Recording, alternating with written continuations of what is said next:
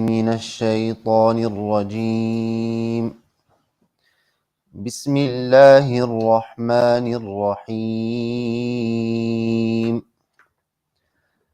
قل إن كنتم تحبون الله فاتبعوني يحببكم الله ويغفر لكم ذنوبكم والله غفور رحيم.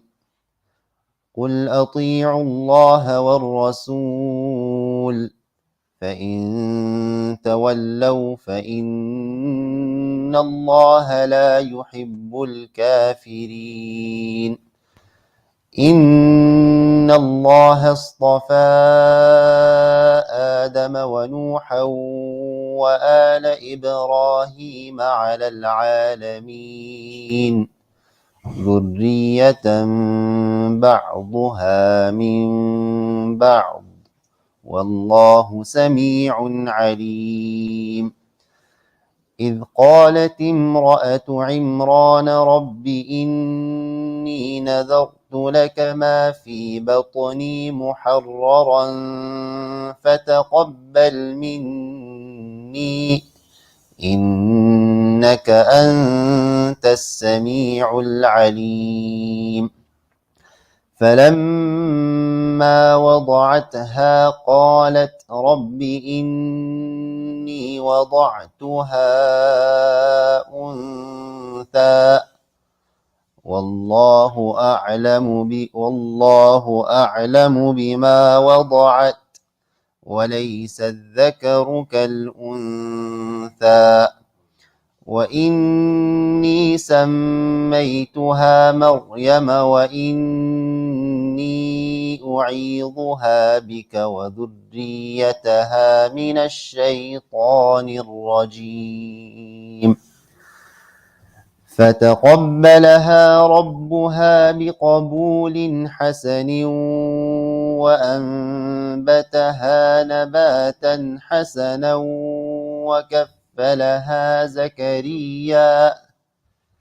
وكفلها زكريا كلما دخل عليها زكريا المحراب وجد عندها رزقا قال يا مريم أنى لك هذا قالت هو من عند الله إن الله يرزق من يشاء بغير حساب. صدق الله العظيم. ما شاء الله. حمد الأستاذ صاحب نشيد.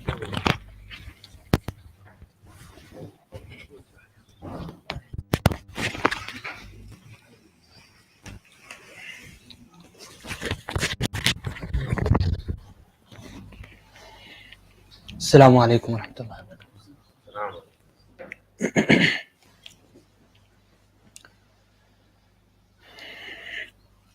Everyone please read Durood Sharif. اللهم صل على محمد وعلى آل محمد كما صليت على اللهم بارك.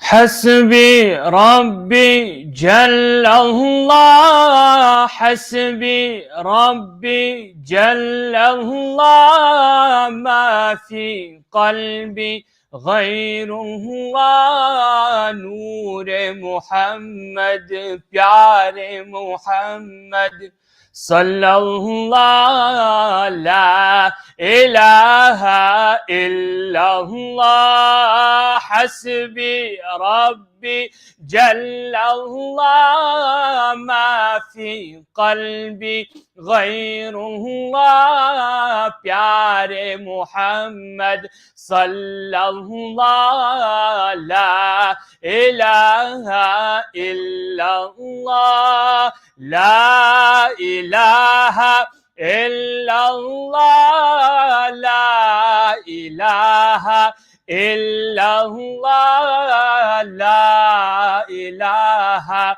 إلا الله لا إله إلا الله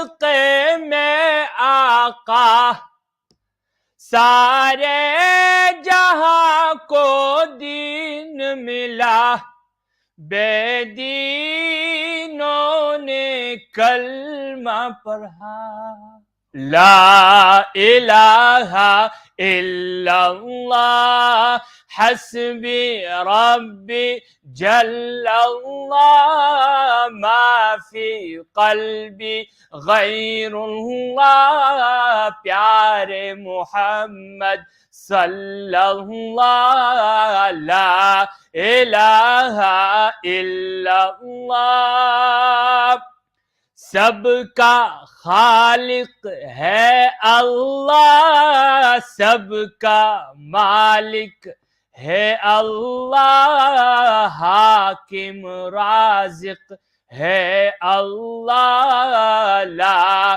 الہ الا اللہ پیٹ میں مچھلی کے کس نے یونس کو زندہ رکھا پیٹ میں مچھلی کے کس نے یونس کو زندہ رکھا کون ہے وہ جس نے یہ کیا یوسف کو زندہ سے رہا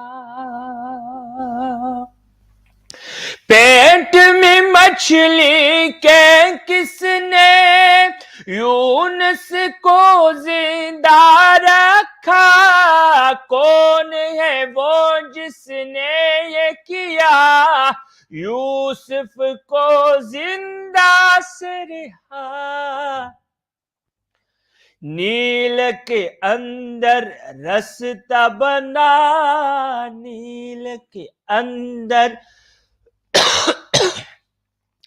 نیل کے اندر رستہ بنا لشکر موسی پار کیا اور فرعون اس میں ڈوبا لا الہ الا اللہ سب مل کر پڑھیے حسبی ربی ما فی قلبی غیر اللہ پیارے محمد صلی اللہ لا الہ الا اللہ حسبی ربی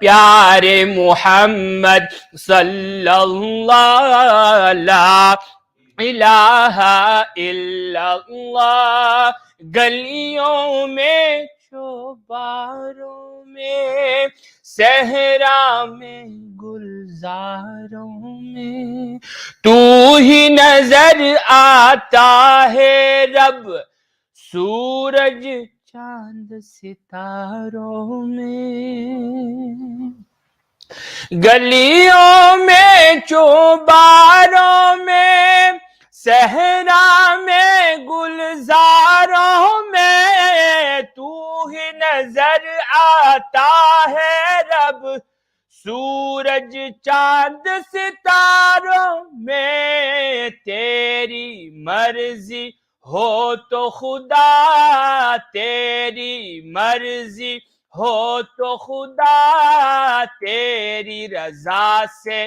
اے مولا زہر بھی بن جاتا ہے دوا لا الہ الا اللہ حسبی ربی جل اللہ حسبی ربی جل اللہ ما فی قلبی غیر اللہ پیارے محمد صلی اللہ لا الہ الا اللہ تیرے सदक़े में आका सारे जहां को दीन मिला, बेदीनों ने कलमा पढ़ा।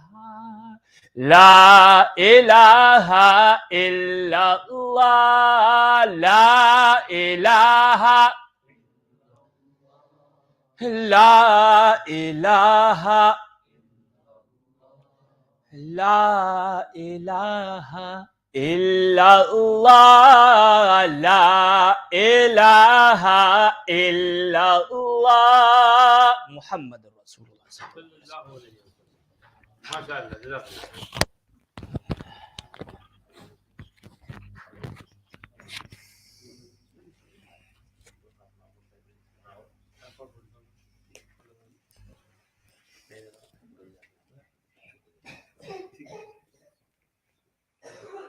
आ जाइए मुफ्ती वहाज साहब।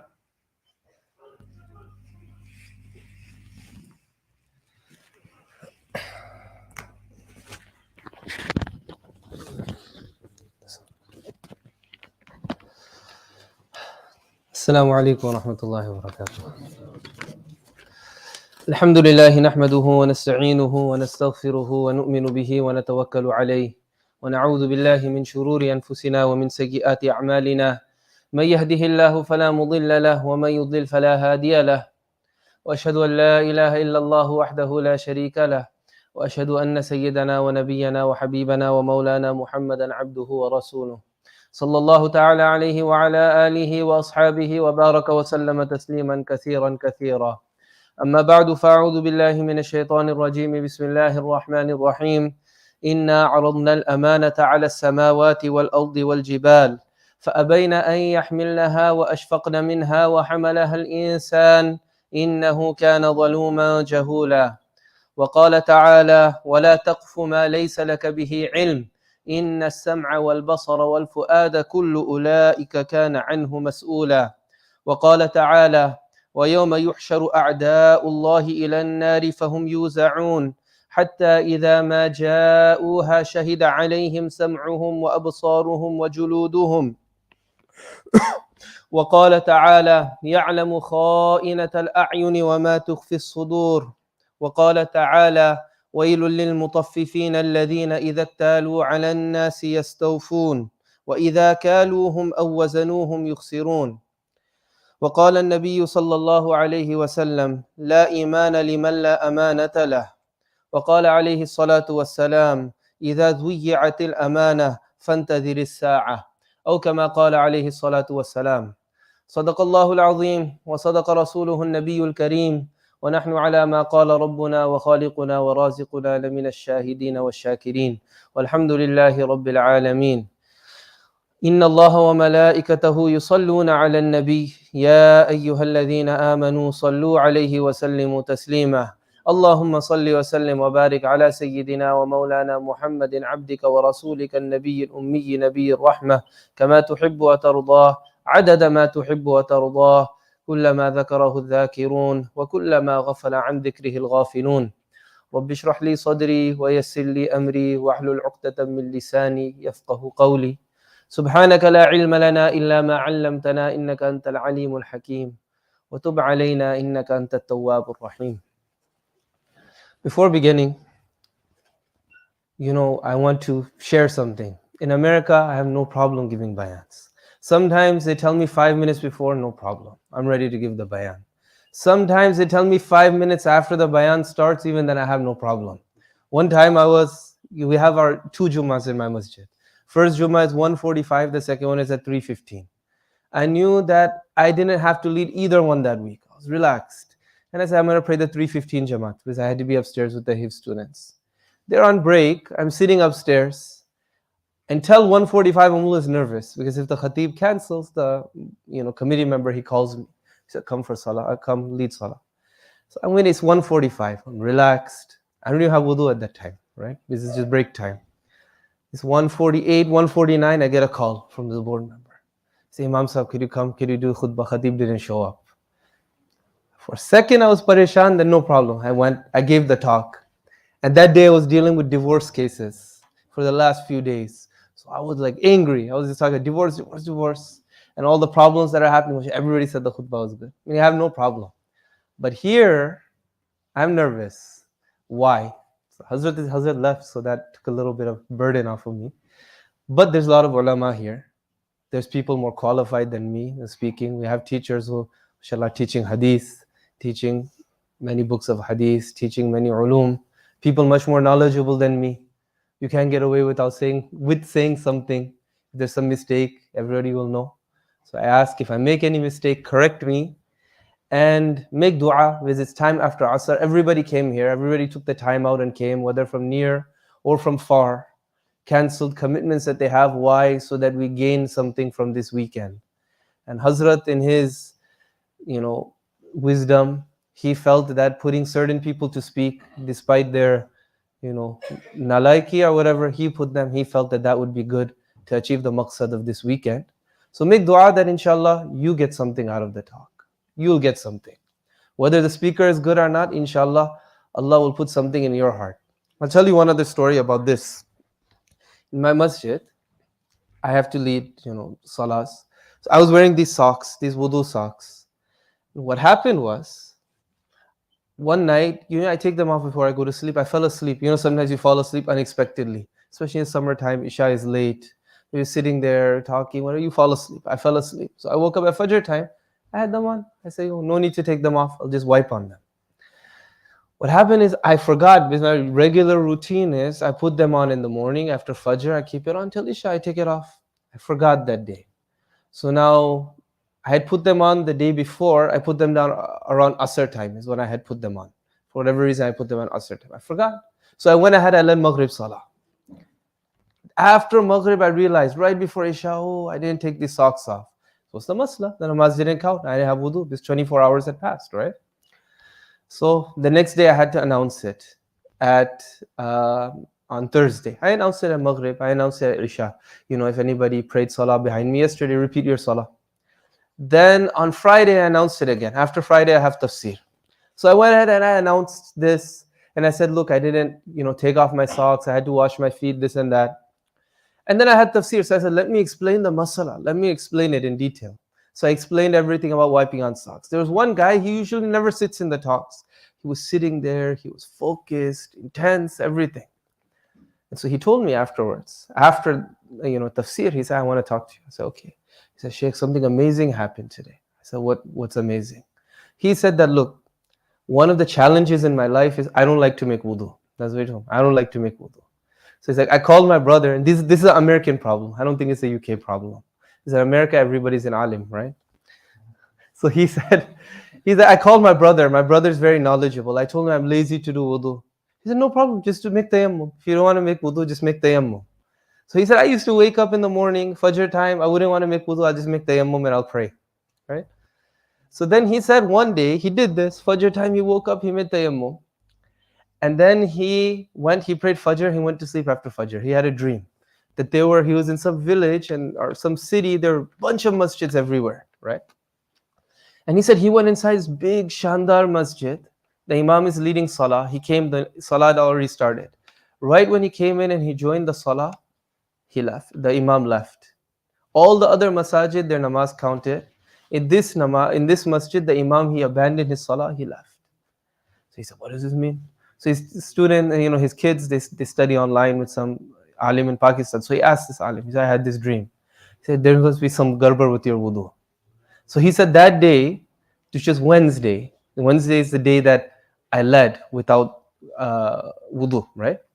So he said that Wednesday he started looking online about wudu socks, about this and that. Then he said, and I was thinking about this the past 2 days, and today I sat and you're talking about wudu socks and you're talking about wiping on socks. SubhanAllah, was just what I was looking for. So I said, see, it's like your ikhlas was so much that you made everybody's salat not count, right? But if you have something in your heart, if you have talab, Allah subhanahu wa ta'ala will give you what you want, right? So inshallah, the rest of his salats will count. Nowadays, every time I see him in the masjid, I look. A lot of times he's barefoot, so I'm assuming that he washed his feet. Okay, anyways, the topic that we're going to discuss today, we decided to discuss is this topic of amana. I mentioned a lot of ahadith Aman and a lot of ayahs of Quran. Amana is something that's extremely important. Allah subhanahu wa ta'ala says, Inna aradna al-amanata ala samawati wal-ardi wal-jibal. فَأَبَيْنَ أَن يَحْمِلْنَهَا وَأَشْفَقْنَ مِنْهَا وَحَمَلَهَا الْإِنسَانِ. Amanat is something, we'll translate what does it mean, but amana, it's something that is so heavy. Allah subhanahu wa ta'ala, He presented it to who? To the mountains, to the skies. And Allah subhanahu wa ta'ala presented it and they said, we can't take this amanat.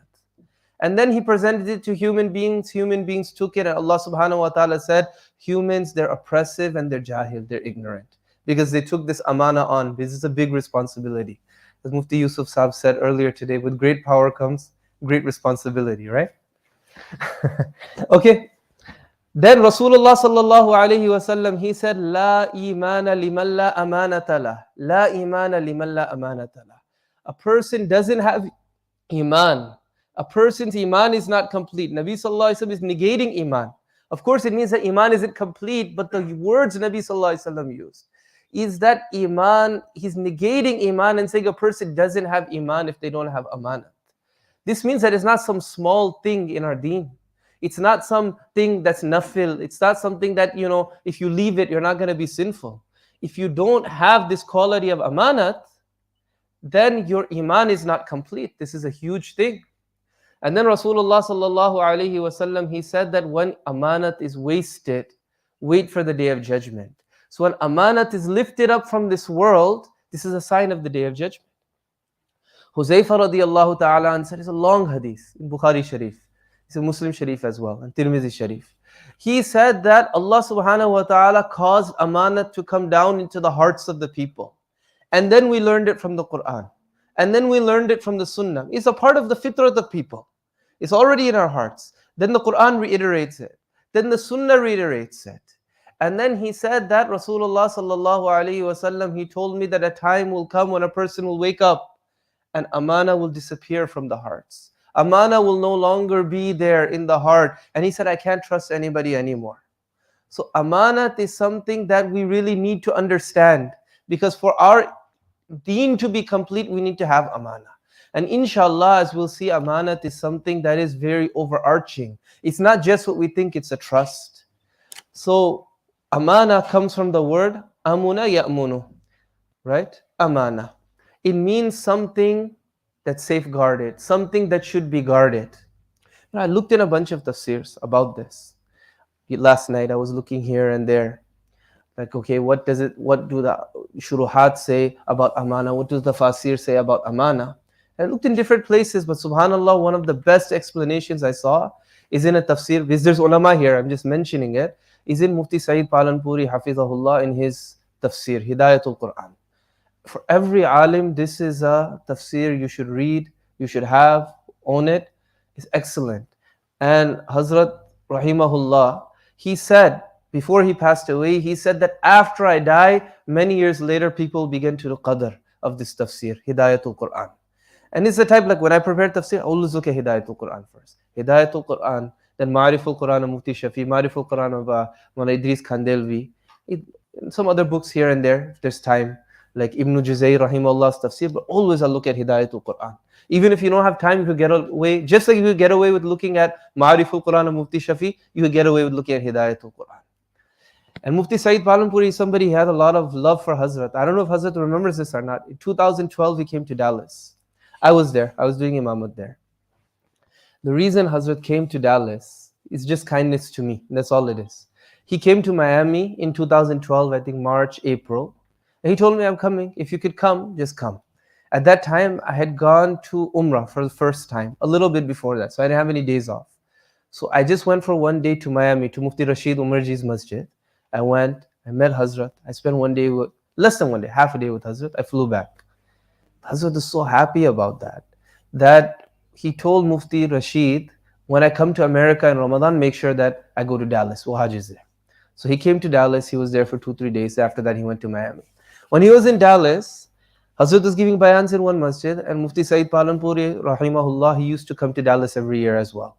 So they were doing bayans in different masjids, but they were staying in the same house. So I was doing khidmat in that house for those 3-4 days. So Hazrat was Hazrat Abdul Rahim Sahib and Hazrat Mufti Saeed Palanpuri. They're together in this house. They would do their bayans and programs during the day, but in the off times they'd be in the house, they'd be talking. And so Hazrat Mufti Saeed Saheb, he had a lot of love for Hazrat. He told Hazrat that, I always wanted to learn English. He said, but from a young age, I was taught to hate the English language, right? Because he was born in 1940s. That's right around the time of independence. He said, I always hated English. I wanted to learn it. He said he even went to South Africa. He went to teach his friend there. He went to try to teach him Urdu properly. And his friend was supposed to teach him English. He said, my friend learned Urdu, I didn't learn English, right? But he told Hazrat, he said, Hazrat, he told Muhammad Sahib that, look, you know English very well, so I want you to do a lot of work. I want you to do work in the English language. And he said, I'll give you my number, call me in Deoband, I'll send you my books, you could translate them, you could use them, express things in English. He said, Hazrat's doing that now with his tafsir. He finished tafsir in Urdu, now he's doing Darsi Bukhari in English. That's probably not the only reason, but I'm saying is he had a lot of i'timad on Hazrat as well. So when you're in there, Hazrat Mufti Saeed Palanpuri, rahimahullah, he says that amanat, there's many types of amana. He mentions different categories of amana. And he says that amana is a thing that needs to be guarded. And if you look at that, you could put everything under this am statement. Amana is something that needs to be guarded. So the tafsir of Inna aradna al-amanata ala samawati wal-ardi wal-jibal, this is referring to the most important thing, Sharia. The Sharia is something that needs to be guarded. Like Rasulullah sallallahu alayhi wasallam told Ibn Abbas radiyallahu ta'ala anhuma. He said, Ya ghulam, ihfadillaha yahfadhka. Oh young child, guard Allah, meaning guard the commandments of Allah subhanahu wa ta'ala. Amanat is something that should be guarded. So guard the commandments of Allah subhanahu wa ta'ala, guard the Sharia. Allah subhanahu wa ta'ala will guard you. Ihfadillaha yahfadhka. Allah subhanahu wa ta'ala will guard you. Ihfadillaha, guard Allah subhanahu wa ta'ala, tajidu tujahak. You will find Allah subhanahu wa ta'ala in front of you. You will find Allah subhanahu wa ta'ala guiding you. That's the result of having amana, being a person of amana. This is number one, shari'at. This is an amana. Then underneath sharia, he says that, put it down, huh? He says that after sharia position, being given a position, this is an amana as well. A person is an imam in a masjid. You have a responsibility to try your best to give your all. Yes, the people will eat you up. That's a different thing, right? And sometimes you're treated unfairly, but it's still a responsibility. The committee members, that's an amana as well, for them not to do zulm. That's their amana. The imam, they have their amana. Position is an amana. Agreements are an amana. Then there's general amanat as well. To the extent that Rasulullah sallallahu alaihi wasallam said, al-majalisu bil amana. Somebody is coming to you and they're giving you some of their thoughts, some of their words, and they're saying, keep this safe. Al-majalisu bil amana. Even that sitting that you have with somebody else, you have to guard that as well. So amana affects every single thing in our life. And there's one other concept. It's almost the opposite of amana. What is the opposite of amana? You guys tell me, what is it? Khiyana, the opposite of khiyana. One of the biggest types of khiyana is tatfif. Allah subhanahu wa ta'ala says, وَيْلٌ لِلْمُطَفِّفِينَ الَّذِينَ إِذَا اتَّالُوا عَلَى النَّاسِ يَسْتَوْفُونَ وَإِذَا كَالُوهُمْ أَوْ وَزَنُوهُمْ يُخْسِرُونَ. That woe be unto those who cheat in measure. الَّذِينَ إِذَا اتَّالُوا عَلَى النَّاسِ يَسْتَوْفُونَ. When they try to take from others, they make sure that every single ounce, gram is given to them. Every single penny is given to them. وَإِذَا كَالُوهُمْ أَوْ وَزَنُوهُمْ يُخْسِرُونَ. But when they have to give to somebody else, when they have to weigh out to somebody, they cut them short, right? So this is a khiyana. Anytime that you have an agreement with somebody, this is an amana. You have to guard this agreement, guard the terms of the agreement. And to go short on that just a little bit, that's khiyanat. So tatfif, cutting short, this is one of the worst types of khiyana. Imam Malik rahimahullah ta'ala, he said that لِكُلِّ شَيْءٍ تَطْفِيفٌ وَوَفَاءٌ.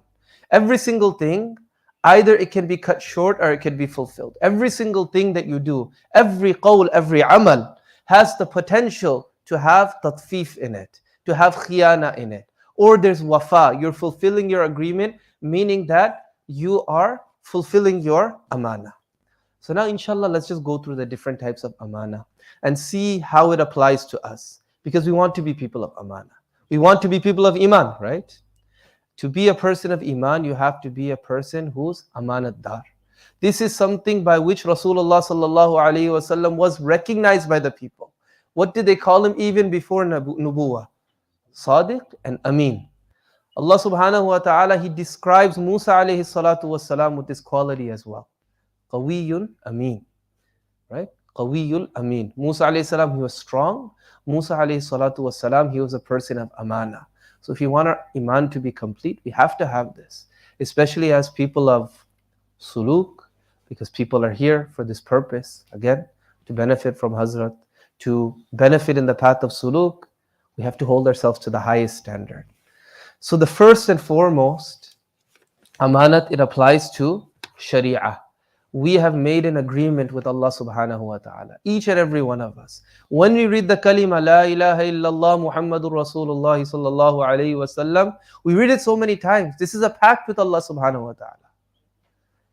The reason that Abu Jahl and Abu Lahab and Umayyah, they didn't accept Islam is not that they denied that Rasulullah sallallahu alayhi wa sallam was a messenger of Allah subhanahu wa ta'ala.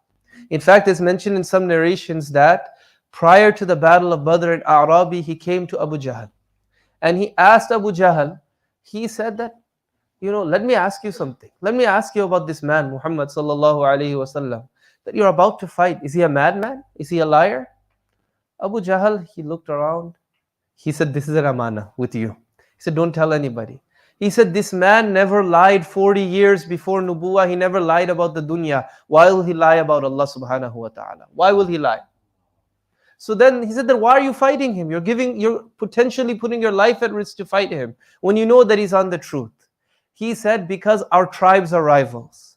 And we're always going back and forth, back and forth. If they have the last Nabi, how will we ever compare to them? Meaning, look, Abu Jahl didn't not read the kalima because he didn't believe in it. It's because he understood what it meant. He understood that it meant La ilaha illallah, there's no God but Allah, so I have to follow all of Allah subhanahu wa ta'ala's rules. Muhammadur Rasulullah, that Allah subhanahu wa ta'ala has chosen Nabi sallallahu alayhi wa sallam over me and you and every other person. لَقَدْ كَانَ لَكُمْ فِي رَسُولِ اللَّهِ أُسْوَةٌ حَسَنَةٌ مَا كَانَ مُحَمَّدٌ أَبَا أَحَدٍ مِّن رِجَالِكُمْ وَلَكِنْ رَسُولَ اللَّهِ وَخَاتَمَ النَّبِيِّينَ. Allah has chosen him, so I will put my desires subservient to the sunnah. Hazrat Baba Bilal Sahib yesterday, what did he say again and again? Don't make dua that you die with Iman only. Make dua that you die as a muttabi'is sunnah, that you die as somebody who follows the sunnah, because this is part of completing our Iman as well, right? A person's Iman is not complete until La yu'minu ahadukum hatta akuna ahabba ilayhi min waladihi wa walidihi wa nasi ajma'in. Aw kama qala alayhi salatu wassalam. Our Iman is not complete until we love Rasulullah sallallahu alayhi wasallam more than ourselves, more than our parents, more than our children, more than the entire mankind. We have to have love for Rasulullah sallallahu alayhi wasallam. So reading the kalima, this is an agreement with Allah subhanahu wa ta'ala. Allah has huquq, it's a pledge to Allah subhanahu wa ta'ala. Allah took this pledge from the people before too. وَإِذَا خَذْنَا مِيثَاقَ بَنِي إِسْرَائِيلَ لَا تَعْبُدُونَ إِلَّا اللَّهَ وَبِالْوَالِدَيْنِ إِحْسَانًا. Allah took it from us as well. وَإِذَا خَذَ رَبُّكَ مِنْ بَنِي آدَمَ مِنْ ظُهُورِهِمْ ذُرِّيَّتَهُمْ وَأَشْهَدَهُمْ عَلَىٰ أَنفُسِهِمْ أَلَسْتُ بِرَبِّكُمْ قَالُوا بَلَى. Allah subhanahu wa ta'ala asked, am I not your Rabb? He said, Bala. Of course you're a Rabb, Ya Allah. On the basis of that, we have to fulfill all of the things that Allah subhanahu wa ta'ala has told us to do. And this amana, this sharia, following the sharia, this includes our body. Every single thing in our body is an amana from Allah subhanahu wa ta'ala.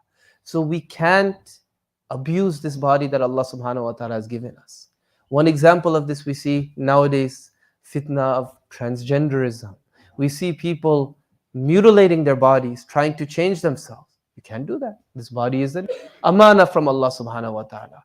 And the sharia tells us that we have to stay away from this, because shaitan says, وَلَوْضِلَّنَّهُمْ وَلَوْمَنِّيَنَّهُمْ وَلَآمُرَنَّهُمْ فَلِيُغَيِّرُنَّ فَلِبَتِّكُنَّ آذَانَ الْأَنْعَامِ وَلَآمُرَنَّهُمْ فَلَيُغَيِّرُنَّ خَلْقَ اللَّهِ. I will order them to change the creation of Allah. This body is an amana from Allah subhanahu wa ta'ala. I don't want to say anything about organ donation because I think it's something controversial in UK. That's for your ulama to discuss. But there's other things as well, that our body is an amana. إِنَّ السَّمْعَ وَالْبَصَرَ وَالْفُؤَادَ كُلُّ كُلُّ أُولَٰئِكَ كَانَ عَنْهُ مَسْئُولًا. Our eyes, our hearing, our seeing, our hearts, our thoughts, they'll all be questioned by Allah subhanahu wa ta'ala. يَعْلَمُ خَائِنَةَ الْأَعْيُنِ وَمَا تُخْفِي الصُّدُورِ. Allah subhanahu wa ta'ala, He knows about the khiyanat of the eyes. Each and everything that we do with our body, this is also part of that amana and agreement to Allah subhanahu wa ta'ala. I won't use this body that Allah has entrusted me with for X amount of years to do anything other than obey Allah subhanahu wa ta'ala. So number one, the tongue.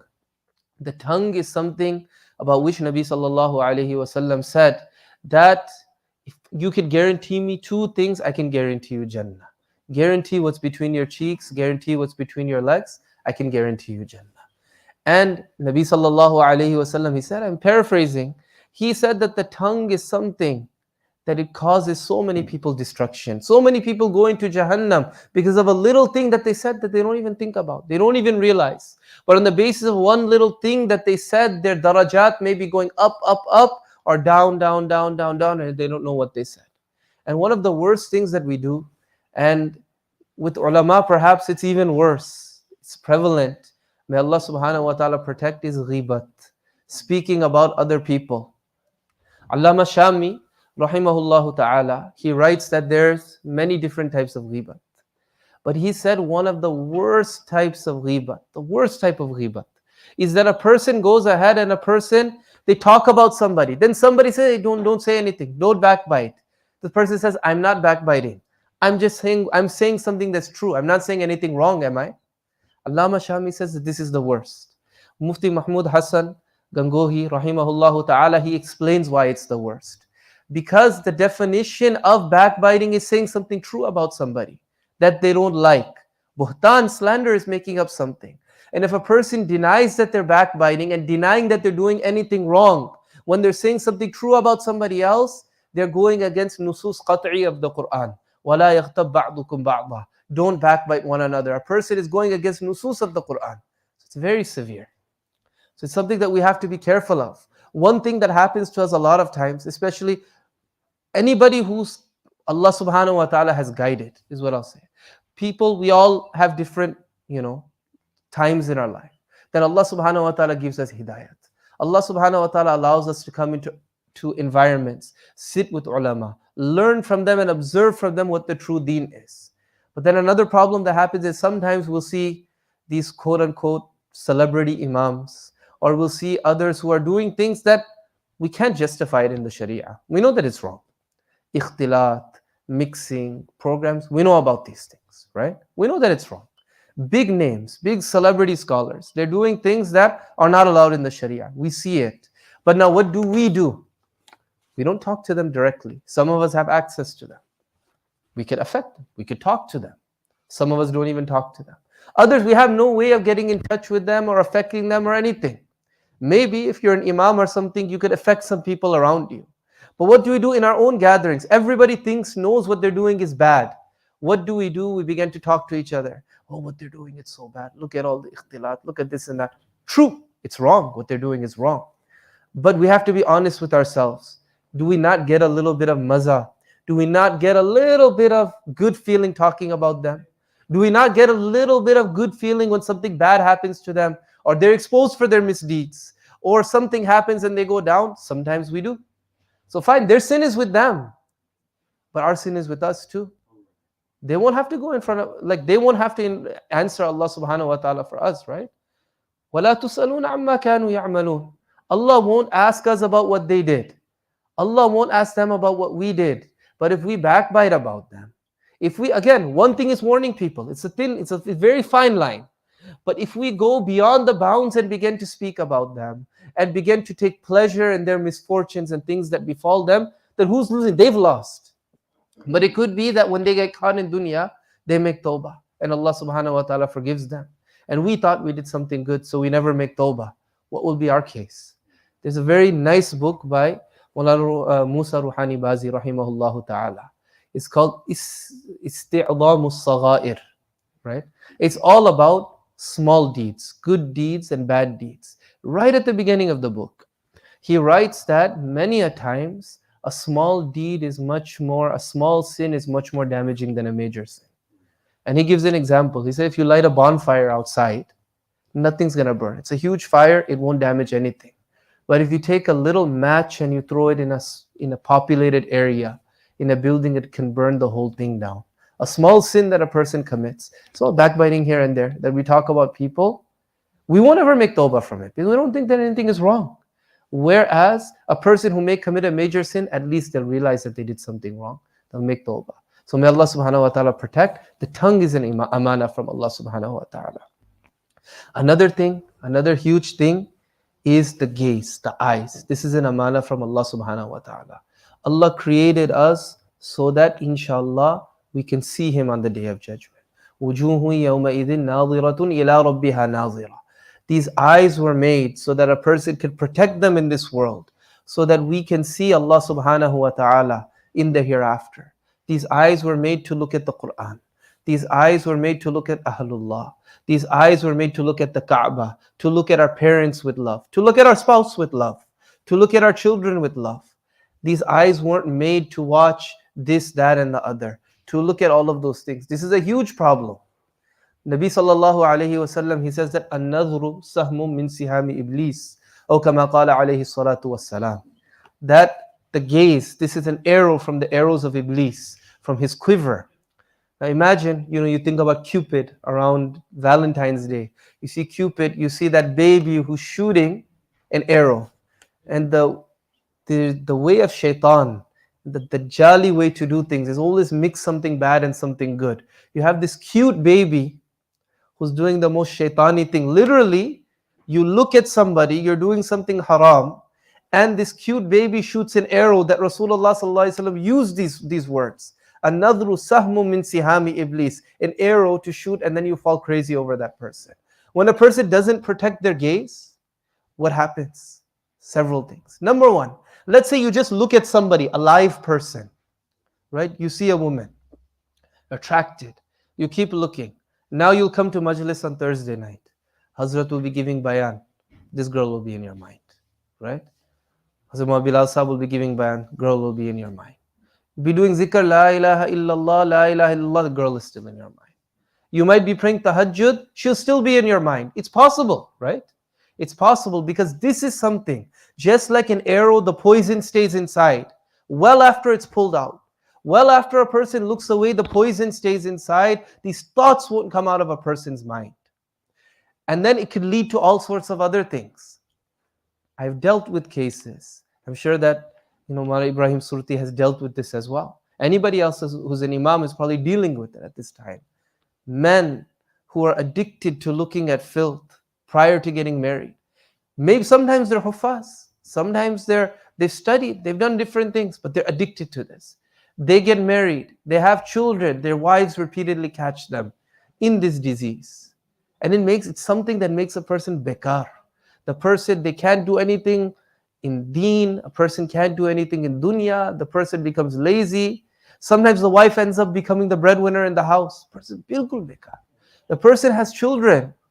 A person has a beautiful wife. The wife is crying over him. Again and again crying. I don't know what I can do. The person is addicted to this. Why? Again, it's a disease. And there's treatments and stuff that needs to be done for it. And whatever needs there are, but how did it start? Because this amana that Allah subhanahu wa ta'ala gave us of protecting the eyes, it wasn't protected at a young age. And this leads me to the next thing.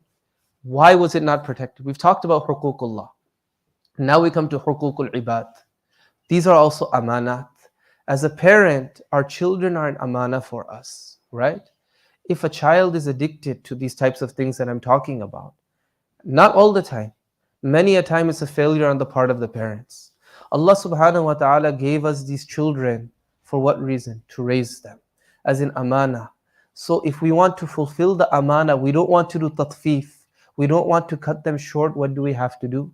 We have to be physically present for them and we have to be mentally present for them. Hazrat is always talking about this again and again about the phone, about how much of a fitna the phone is. Our children will be sitting right there, they'll be hurting themselves. We don't notice because we're texting somebody on the phone, we're watching some video on the phone, right? Our children owe it to us that we go ahead and we take care of them. Somebody told me, Wallahu a'lam if it's true or not. The person seemed pretty trustworthy though. They said that there was a teacher, she was in Pakistan, right? There was a teacher in Pakistan, she had many students in her class. And then she told the children, draw what you want to be when you grow up. Somebody drew a firefighter, somebody drew a cricket player, somebody drew a policeman. I'm sure somebody drew Imran Khan, right? I'm not saying it's good or bad. I'm just saying I have a lot of Pakistanis in my community. Some like him, some hate him. I'm sure somebody drew that. Somebody drew this, somebody drew that, whatever it is. One child drew a cell phone. One child drew a cell phone. She looked, this happened to be her child. It happened to be her child.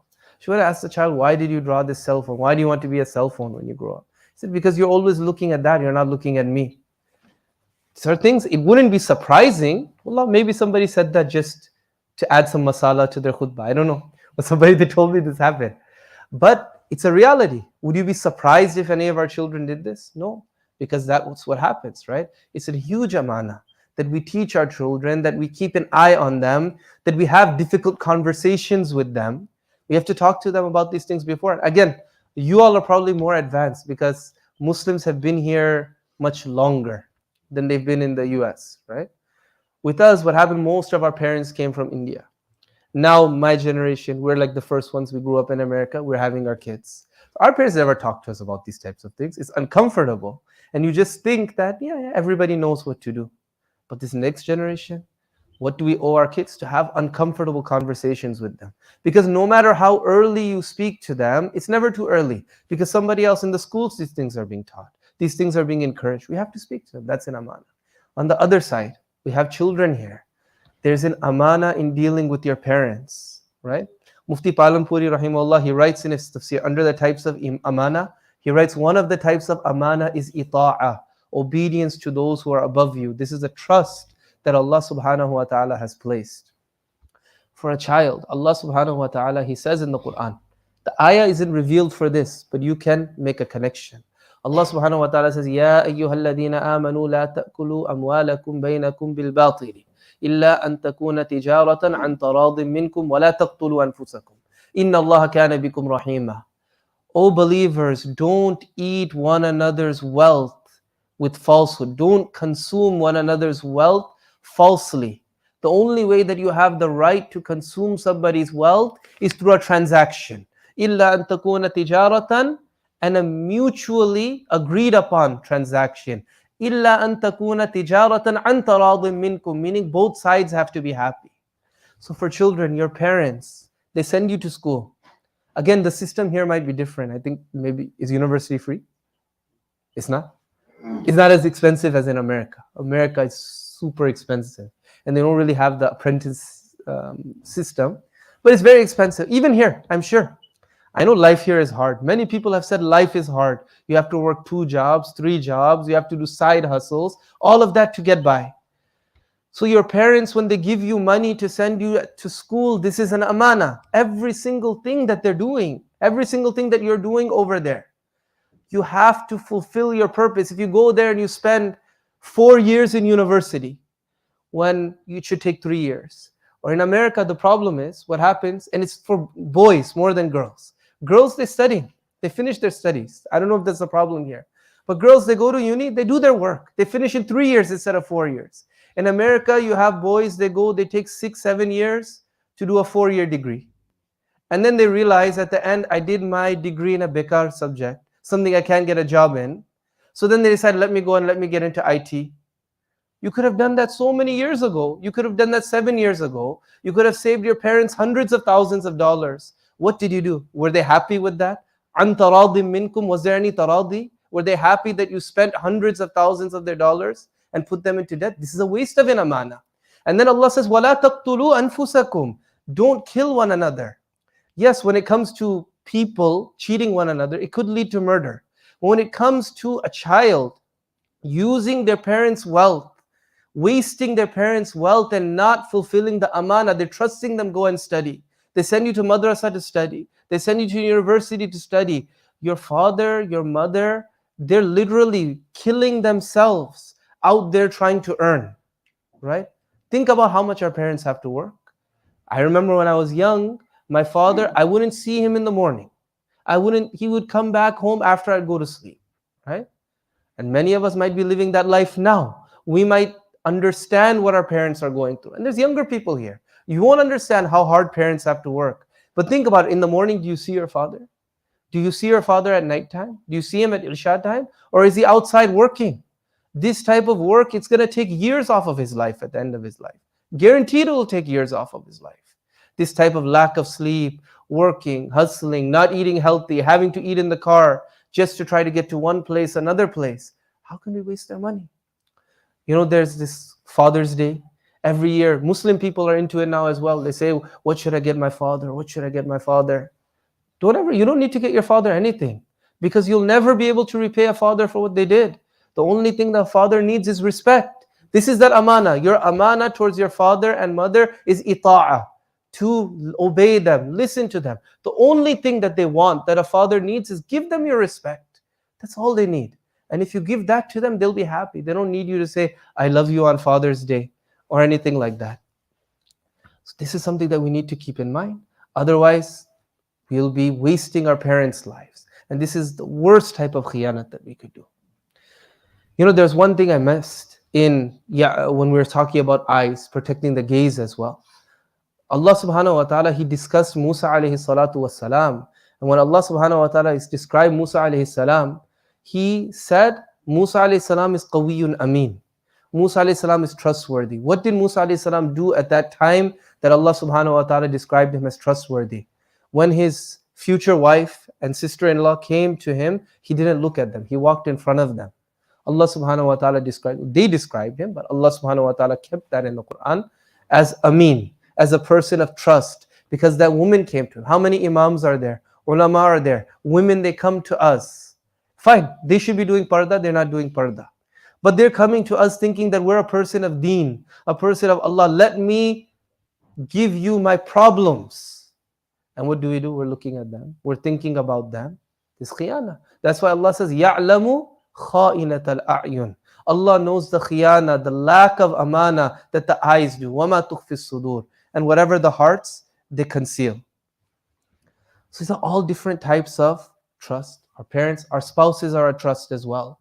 Before we get married, we need to know where we are at mentally, where we're at in our lives. We spoke about these people with addictions prior to marriage. If you're dealing with all of these problems, I guarantee you getting married is not going to change it. You have to fix yourself. Otherwise, you're ruining somebody else's life. Now she has 1 or 2 kids. It'll be difficult for her to get married again as well. She'll live her life in misery, right?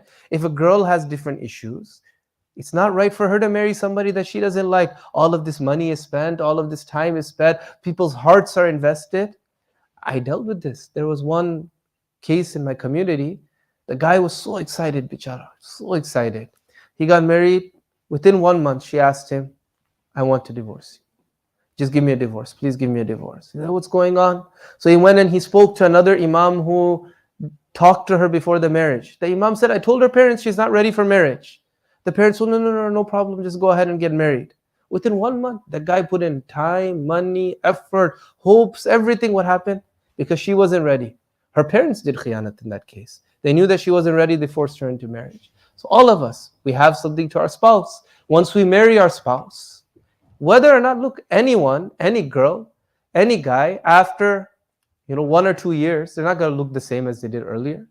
After 1 or 2 kids, they're not going to look the same as they did earlier. But still amana. We have to treat them as our dulhan, as we did when we first got married. That's amana, right? Whether or not she's attractive to you, treat her like she's the most beautiful person in the world. Hazrat Umar radiallahu anh, he said this, I have many kids, but I had no desire for kids, right? Aqal man ke liye ishara kafi hai, right? He said, I had no desire, but I have many children, right? And that's what we have to do as well. The last thing that I'll say, because this can go on very long, but most of us are here, either students of Hazrat, many people are bayat to Hazrat as well. This is an amanat as well. When you pledge, when you do bay'ah with the Shaykh, you're pledging that I'm going to do something. It's not for the Shaykh to do all of the work, right? His du'as are there, his guidance are there, but this is a huge amana. And I think if we're honest about this, most of us do khiyana in this thing. Most of us. I was reading in Mufti Ahmad Khan Puri, Hafizahullah, he wrote one time about his ahwal and his ma'mulat to Hazrat Mufti Mahmud Saheb. Mufti Mahmud Saheb, he responded back saying that, what are you talking about ma'mulat? This is called matrukat, right? You're not, ma'mulat is something that you do. Matrukat means things that are being left. How many of us do our ma'mulat? How many of us do our matrukat? How many of us fulfill this pledge, this amanat of love for Hazrat? How many people are in our group? How many people come to these retreats? There's people that came from London. There's people that came from all different countries. There's people who came from Scotland. And then I don't know where everyone lives, but I think that there's people close by who aren't here, right? This is an amanat as well. Hazrat is somebody who you have to understand who this person is. You know, he said one time, he said there's two types of nisbat, right? There's nisbat Musawi, that's Jalal and Ru'b, Musa alayhi salatu wassalam. And then he said that there's nisbat Muhammadi, there's nisbat of Nabi sallallahu alayhi wasallam, there's Jamal in that. Hazrat, he has this nisbat Muhammadi because he's somebody who loves Nabi sallallahu alayhi wasallam. Like, I'll tell you, wallahi, I didn't know that Hazrat, I'm taller than Hazrat. I looked like yesterday, day before yesterday. I looked. I said, yeah, I think I'm a few inches taller than him.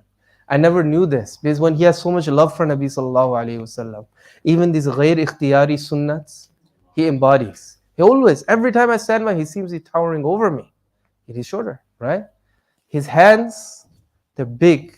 Although he's not a big person, his hands are big. His feet are big, like Nabi sallallahu alaihi wasallam. His hair is wavy like Nabi sallallahu alaihi wasallam. Although Desi people don't have wavy hair, right?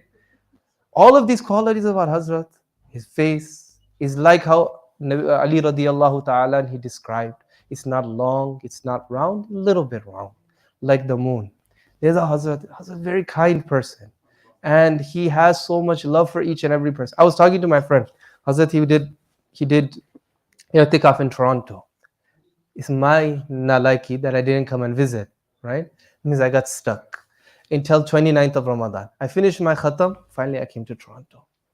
I got there, and we got there right before Fajr, me and my son. We're sitting there in the corner, and we made wudu, everything. Hazrat came from making wudu. He's so happy. Hey, tum kahan se aa gaye? He gave a big hug. You know, I didn't tell him I'm coming, right? I told my friend this, he's so shocked. He said, for me to go and meet my sheikh, it's a whole bunch of protocol that have to be followed, and I have to sit like this, my head down, everything. This is betakalluf. He does qadr of us. Anytime somebody who he knows, he sees, it doesn't matter who's there, he says, come and sit down, come and sit down, come and sit with me. Here, he'll eat a little bit of food, he'll take. Hazrat takes food from other buzuks. He'll take one bite, he'll give it to you. He has this quality of isar. And this is a quality of Nabi sallallahu alayhi wasallam as well. Nabi sallallahu alayhi wasallam, he was kamil, right? It's one thing for a person to be kamil, but it's not for everybody to be mukammil, to perfect other people. Nabi sallallahu alayhi wasallam, he had this. Abu Bakr radiallahu anhu, who was it that made him who he was? Nabi sallallahu alayhi wasallam. Umar radiallahu anhu, who is it that made him who he was? It was Nabi sallallahu alayhi wasallam. Hazrat has this quality. I observed this. You see people in this community. There's a different imam for Zohar, right? You call him Imam Sahib, Abdul Aziz Bhai. He's not Hafiz, Alim. Hazrat gave him enough confidence. He stands on the musalla. He's able to take care of things when Hazrat isn't here. Yunus Bhai, Hazrat's influence has made him memorize good amount of Quran. Friday, Hazrat can say, Bila takalluf, you lead. He could read Surah Sajda. He could read Surah Dahar. And then, mashallah, people are studying around here. People are getting connected to Allah. Just the presence of him, right? The presence of him is causing a change in all of the people around. We have to do qadr of that. We have to come. Otherwise, we're doing khiyanat, right? And who are we hurting? We're not hurting him. We're hurting ourselves. Have love, make dua for him, love for him. Everybody remembers what Hazrat Muhammad Bilal Sahib was saying yesterday about, I don't want to repeat it, but people take things out of context, right? Then Hazrat told us something last night about Umrah and about how he didn't want to go to Umrah. Again, I'm not going to repeat it. Somebody's got to see this in America. They could take that one clip, they say, what type of thing is this person saying? The people who are here, they know what Hazrat he said. And that thing is absolutely true. Somebody that came up to me afterwards yesterday night, and they talked to me. They told me, They gave me a long story, and they said that, I didn't want to go, I never wanted to go to America. I had no desire to go to America, but something happened, so I ended up going to America 3 or 4 times within a 2-week span, right? I have no desire to go there, it's such a place. I have no desire to come here, right? Like, people, they keep asking me, oh, well, why do you come here? Why do you come here? Oh, where are you going? I came just to see Hazrat. Well, London is okay. Hazrat's leaving on Friday, so fine, I'll go to London for 2 days, right? But otherwise, there's no other maqsad in a person coming here. People from America come here. People from other places that come here. Why? With the maqsad of meeting Hazrat, right? You all are here, so please do his qadr. Come, see him, call him, talk to him. Don't get so impressed by other people. There's a thing called Tawheed-e-Matlab. Hazrat told me read this one book. The book is called Imdadus Suluk, right? Irshadul Muluk or Imdadus Suluk. There's a tarjuma. He said, read the book. In there, it mentions that there's a thing called Tawheed-e-Matlab. Mufti Mahmud Hassan Rahimahullah, he discusses it in his Malfuzat as well. Tawheed-e-Matlab means that you make one person basically your goal, to emulate that one person. Find somebody who's muttabi' sunnah. Find somebody who is a waliullah and attach yourself to that person. Follow that person. That person will lead you to the sunnah of Nabi Sallallahu Alaihi Wasallam. That person will lead you to Allah subhanahu wa ta'ala. Otherwise, there's many other great people out there. There's all sorts of different people out there. But for us, it's not for us to go and follow every celebrity, listen to every bayan, promote every other program. In our group, people send things for other programs. Only Hazrat's group, I think it's gotten much better now. But in general, why do we even need to do that? A person will make taraqqi when they're focused on one thing, on one person, right? And we're lucky because our Hazrat is somebody who, what do you usually, a person, if they want to listen to bayan, you listen to tafsir, you listen to hadith, you listen to general bayan. Hazrat has weekly tafsir, English, or there's Urdu ones as well. Weekly dars hadith, English and Urdu, whatever your flavor is. General bayans every week, like me, because I'm 5 hours behind, every few minutes on the weekend. Mixler is going live, YouTube is going live, Mixler is going live, YouTube is going live. I'm in class. I don't have time I can't watch it. What I say is anything that you want, Hazrat, he has that, right? Hazrat, we're lucky, we're fortunate that we have a shaykh who is mufassir, muhaddis, allama. Value that. Otherwise, if a person doesn't have this tawheed-e-matlab, if a person is scattered and going here and there, they won't benefit.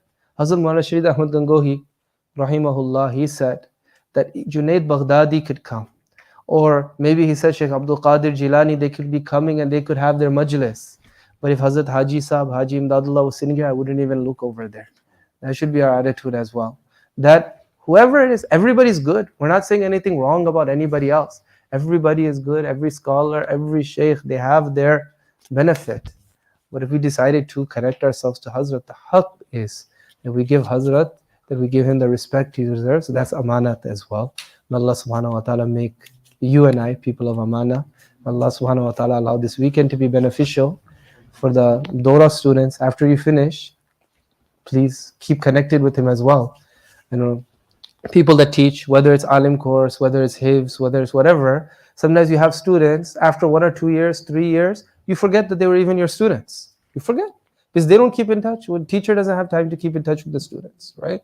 If you don't keep that connection, they'll forget. Yeah, when you come around, they'll be happy, but they'll forget. It's the haqq that he has on you. It's the amanat that you keep in touch. You come, you make dua, you give gifts, you come, ask if he needs anything. No matter where you are in the world, small text here or there will go such a long way. Sorry for going long. May Allah subhanahu wa ta'ala accept. May Allah subhanahu wa ta'ala for benefit in what was said, what was heard. May Allah forgive the mistakes, inshallah. Okay, so I have to go a few more minutes. Khair, mashallah. I think is Qari Naeem Sahib here? He's here? He's not here. Maybe we could do one other nasheed in the meantime. I said whatever needs to be said, and I hope that inshallah all of us do amal. And I'm the most guilty of this. And this much I could guarantee, because each of us, we know our halat. I'm not lecturing anyone, I'm just sitting here. So I'm telling myself, وآخر دعوانا الحمد لله رب العالمين. Come closer, please. किधर है दौड़े वाले सब? सलाम अलैकुम. Move closer. Bismillahir Rahmanir Rahim. नहमदुहु व नुसल्ली अला रसूलिहिल करीम. अम्मा बाद. जी माशाल्लाह मौलाना इब्राहिम साहब पहुंच गए. क्या बात है यार, बहुत ट्रैफिक हिट हुई.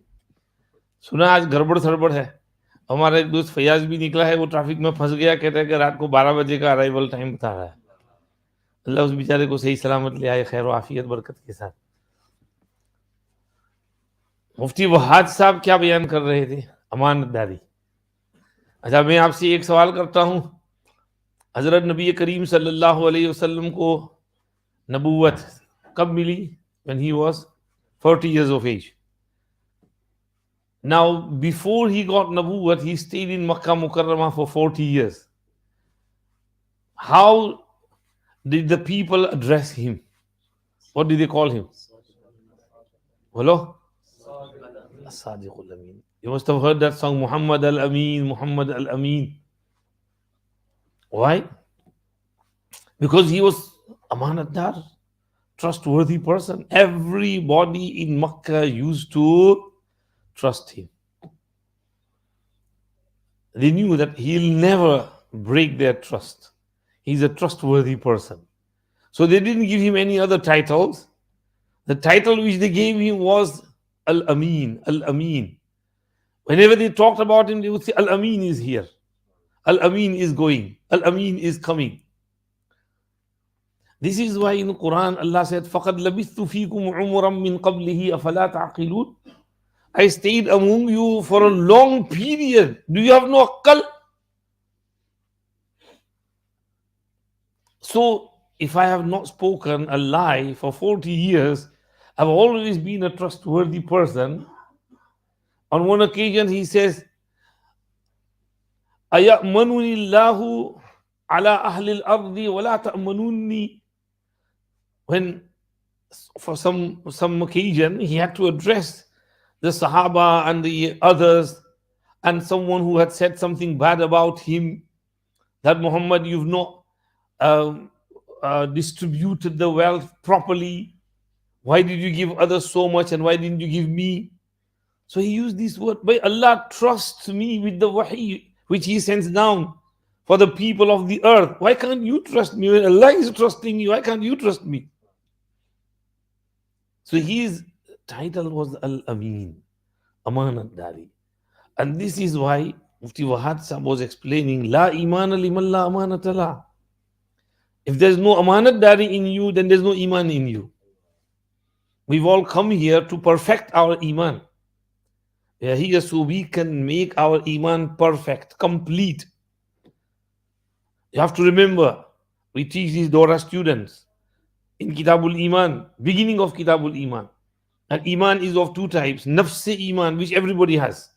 Amantu billahi wa malaikatihi wa kutubihi wa rusulihi wal yawmil akhir wal qadari khayrihi wa sharrihi min Allahi ta'ala wal ba'thi ba'da al maut. 5 pillars of Islam and 6 tenets of faith. So we believe in all these imaniyat. Every Muslim must believe in them, otherwise he's not Muslim. But then, when you practice on the imaniyat and the taqaza of iman, like Tabligh Jamaat say, Iman banao, Allah ke raste mein niklo, Iman banao. So what is Iman banana? You work, you practice, you pray 5 times a day, you learn, you study, you put into practice whatever you learn, and your Iman level increases. And the battery of your Iman is charged. At the end of the day, your Iman becomes perfect, complete. And this is mentioned in Suratul Anfal, first page, wherein Allah mentions 5 qualities, and then whoever has these 5 qualities is a perfect believer. Bismillahir Rahmanir Rahim. Innamal mu'minuna alladhina idha dhukira Allahu wajilat qulubuhum wa idha tuliyat alayhim ayatuhu zadatuhum imana wa ala rabbihim yatawakkalun alladhina yuqimuna as-salah وَمِمَّا رَزَقْنَاهُمْ يُنْفِقُونَ. And then أولئك هم المؤمنون حقا لهم درجات عند ربهم ومغفرة ورزق كريم. They are the believers in truth. Haqqa, kamil, complete, pakke, proper believers of these 5 things. They love Allah so much that when Allah's name is mentioned, they start trembling. They do zikr of Allah, Allah, Allah, Allah, Allah. And during the zikr, they feel that the tremor in their hearts, that love, that yearning for Allah subhanahu wa ta'ala. Like a mother yearns for her child who's absent, who's gone away for a few days. She's missing him and she thinks about him all the time. She cries. Why are you crying? But there's nothing wrong. Why, I just miss him. That's why I'm crying. This is why Hazrat Haji Imdadullah Muhajir Makki Rahmatullahi alayhi used to say that zikr karo to zikr mein shauq ke saath, lazzat ke saath, dhyan ke saath, Allah ko jaise Allah ko miss kar rahe ho. Allah, Allah, Allah, Allah, Allah, Allah, Allah, Allah, I want you, nothing but Allah, illallah, illallah, illallah. Shauq ke saath, muhabbat ke saath, Allah ko miss karte hue zikr karo. This is why our mashayikh say you do zikr cross-legged. And ये जो अंगूठा है, right foot toe, इसके अंदर एक रग है, उस रग का ताल्लुक कल्ब से है. तो कभी कभी इस रग को दबाएं जिक्र करते हुए ताकि उसका असर जो है वो पूरा कल्ब पर पहुंचे. ये तो रिफ्लेक्सोलॉजी वाले भी कहते हैं कि पाँव में सब रगे हैं, तो यहाँ इस अंगूठे के नीचे रग है. तो कभी कभी तस्बीह पढ़ते हुए इसको दबाते थे. हमारे हजरत को हमने देखा, बाद मतलब हजरत इस अंगूठी को यूं रब करते रहते थे जिक्र के दरमियान भी. तो when you do zikr Allah, Allah with shauq, and you are missing Allah subhanahu wa ta'ala. This is alladhina idha dhukira Allahu wajilat qulubuhum. Allah used this verse elsewhere as well, words in Surah Al-Hajj. وَبَشِّرِ الْمُخْبِتِينَ الَّذِينَ إِذَا ذُكِرَ اللَّهُ وَجِلَتْ قُلُوبُهُمْ وَالصَّابِرِينَ عَلَى مَا أَصَابَهُمْ وَالْمُقِيمِ الصَّلَاةِ وَمِمَّا رَزَقْنَاهُمْ يُنْفِقُونَ. Again, same words there. الَّذِينَ إِذَا ذُكِرَ اللَّهُ وَجِلَتْ قُلُوبُهُم. Nabi Pak sallallahu alaihi wasallam in namaz, tahajjud, he's crying his eyes out. His chest is, making noise like a boiling kettle. Put. Oh, fear of Allah, zikr of Allah, remembrance of Allah, shauq and yearning for Allah subhanahu wa ta'ala. So the first sifat of a complete mu'min is that when he remembers Allah, his heart is trembling. And he's got so strong connection with Allah, like that strong connection between a mother and a child. So the heart trembles upon the zikr of Allah. This is a regular condition. And when your heart has that condition, shaitan runs away from you. He can't come close to you. Shaitan bhagta hai. Hazrat Madani Rahmatullah alayhi used to say that when Allah is set in the heart and you are doing pass and fast and you're doing zikr qalbi, so your heart is always remembering Allah, shaitan runs a mile away from you, can't approach you. Because if he was to approach you, you will immediately, hit the hammer on his brain of La hawla wa la quwwata illa billah. A'udhu billahi minash shaitanir rajim. Astaghfirullah. And this zikr, it falls on his head like a heavy, JCB hammer. And he has to run off. And azan, when he says Allahu Akbar, Allahu Akbar, what does shaitan do? He runs so fast that he doesn't stop for 36 miles, like the sprinter. Because he doesn't want to hear the azan, he doesn't like it, he hates it. So he doesn't like zikr of Allah. So if your heart is always busy in the zikr of Allah, how can shaitan come in your heart and overpower you with waswasas? This is what Allah said in the Quran. إِنَّهُ لَيْسَ لَهُ سُلْطَانٌ عَلَى الَّذِينَ آمَنُوا وَعَلَى رَبِّهِمْ يَتَوَكَّلُونَ إِنَّمَا سُلْطَانُهُ عَلَى الَّذِينَ يَتَوَلَّوْنَهُ وَالَّذِينَ هُمْ بِهِ مُشْرِكُونَ. His sultanate and ghalaba and overpowering cannot happen on those who have iman and who have tawakkul upon their Rabb. His sultanate and ghalaba and overpowering is only on those who make friends with him and who associate partners unto Allah because of shaitan's instigating. His overpowering is on them. He controls them. वो बोलते हैं ना उर्दू में उंगली पे नचाते हैं, तो शैतान उनको उंगली पे नचाता है, उंगली पे नचाता है, हर गुनाह करवाता है. Maulana was talking about khiyanat. LGBT is a khiyanat with your body. Body is not yours, it's Allah's. You can't wander around aimlessly like, Allah maaf kare in that manner. No, you have to, you have rules, regulations. You're bound by them. Allah's ahkamat, they are an amanat. We have to fulfill that amanat. Whatever Allah says, we must do. Whatever Allah says, refrain from, we have to stay away from that. So, the first sifat of Iman Kamil is Alladhina iza zukira Allahu wajilat qulubuhum wa idha tuliyat alayhim ayatuhu zadatuhum imana. Quran सुनते हैं मजा आता है, कुरान सुनते हैं तो उनको मजा आता है. When they hear Quran, the iman increases. हाँ माशाअल्लाह क्या पढ़ा, मजा आ गया, तबीयत खुश होगी, और सुनाओ, और पढ़ो कारी साहब और सुनाओ. शर्त इतना है कि कारी जरा माशाअल्लाह अच्छा हो, फिर आवाज भी अच्छी हो, लहजा भी अच्छा हो, फिर मजा आता है. एक दफे मैं वहां गया था अपना कनाडा, तो मस्जिद अबू बकर में कारी नौमान साहब हो बड़े जबरदस्त किरात करते हैं. उनकी आवाज भी एकदम पतली है, सुरीली, वेरी नाइस वॉइस, और तजवीद भी बड़ी अच्छी. कारी सिद्दीक से शागिर्द हैं फलाहिदारन से. तो ही read one ruku, little half ruku from Surah Fatir. अफमन ज़ुय्यिना लहू सु'उ अमलिही. I mean, he's about to say सदक़ल्लाहु अलैहि. I said no, कर सब पूरा करो, रुको, आगे बढ़ो. बहुत मजा आ रहा है बस, क्योंकि वो तिलावत ही ऐसी थी उनकी. हजरत, this reminds me of Hazrat Shah Abdul Qadir Raipuri rahmatullah alayhi. In Ramzan, after Asr namaz, he used to do his door with the Hafiz Sahib. He used to read Quran, and Hazrat would read Quran in such a beautiful way, and he's enjoying it. So his khadim is going in and out, preparing for iftar and everything. So he's hearing every day. So one day he was passing by and he saw Hazrat in that ajib state of tilawat, and so he looked at Hazrat and he thought to himself, यार Hazrat कितने अच्छे लहजे में, कितने जज्बे और कितनी मोहब्बत और लव और इश्क के साथ कुरान पढ़ रहे. I wish I could read Quran like that as well. Now he didn't say anything, he just had that thought.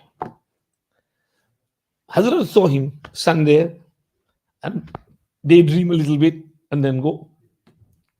Later on, after Isha, when he was sitting and Majlis finished, Hazrat called him over.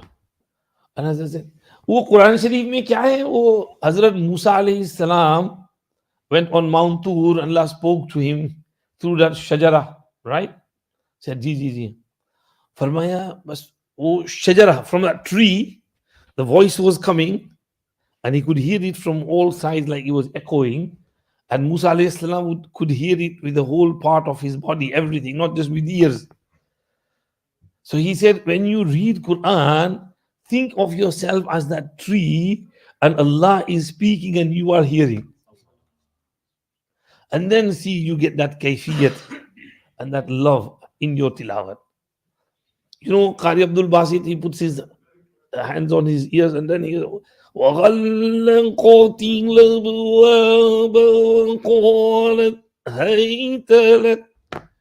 does he put his hands on the ears? So he can hear himself. Because you put your ears on your hands, you can hear, hands on your ears, you can hear yourself. This is why वो क्या कहते हैं, वो DC वाले पहनते हैं ना उसके ऊपर, फिर वो गाते हैं, because they can hear themselves. So when you're reading Quran Sharif, think as if Allah is reading and you are listening to Allah's tilawat. So when you think that, then you'll get that kayfiyat. And the Khadim says, I practiced on this and really I could feel that kayfiyat of tilawat. This is وَإِذَا تُلِيَتْ عَلَيْهِمْ آيَاتُهُ زَادَتْهُمْ إِيمَانًا. Quran जब पढ़ा जाता है ईमान बढ़ता है. देखो, if a person is a mu'min, his iman will increase when hearing Quran. If he's not a mu'min, he just look, what's going on? Wait, what do you, yeah, it's all right. What is it? No effect on the heart because he's not got iman. Right? Once we had inspection in Darul Bari, and I was taking the inspectors around, and one or two were non-Muslims and two were Muslims. So while I was taking them around, so there was, we had to take them to Tajweed classes. They said, you don't do anything about, kya kehte hain wo, art, songs, music. I said, हमारे music का lesson है, तजवीद की रायत. अच्छा, कारी साहब को कहलवा दिया कि वो आ रहे हैं, तुम बच्चों को किरात पढ़ाना. So there were two tajweed classes, one the under 16 and the other was over 16. So, from the room, I took them to the downstairs, the under 16 class first. Now they are a bit kacha in their tajweed. So Qari Saheb was teaching them and they were, following Qari Saheb with the lehja and whole class is reading and they're, standing there listening. Then I took them to the other class, Qari Zakir Saheb's class in the classroom, and they were also reading there. And their lehja was a bit different and tajweed was a bit pakka as well. So one of them was just standing there looking like this. And the other Muslim, he was listening so attentively. And then, I was kept looking at him. And when the other inspector said, so okay, we go from here. So he just lifted his hand and he said, you don't feel like going from here. You just want to stay here and keep listening. You're standing. He's got iman in his heart. That's what gave him that feeling because of iman. Sometimes a person could be attracted towards iman, and that attraction gives him that feeling as well. Once, one student came to Hazrat and he said, Hazrat, I saw myself in a dream last night. That there's all cows around me and I'm sitting in the middle and reading Quran. Hazrat said, but bilkul sacha khab hai. Bilkul sacha khab hai. We had an open day and all the non-Muslims had come and he was reading Quran in the middle. Just as cows don't understand, they get no effect of Quran Sharif. So those who came, they had no effect of Quran Sharif. Because they had nothing, no feeling, no iman, nothing. If you have iman, then Quran will affect you.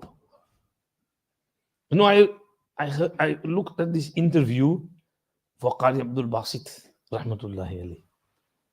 And he is Malikul Qurra, king of all the Qaris. Best Qari. My favorite Qari. Many people's favorite Qari. When I was young, 1980, in fact, 78, 79, 80. In fact, well before that, I used to go to school. 76, 77, secondary school. We used to get cassettes of Qari Basit and we used to listen to them. And then in school, at lunchtime or break time, people are praying outside. I would be in the changing room and reading Qari Basit.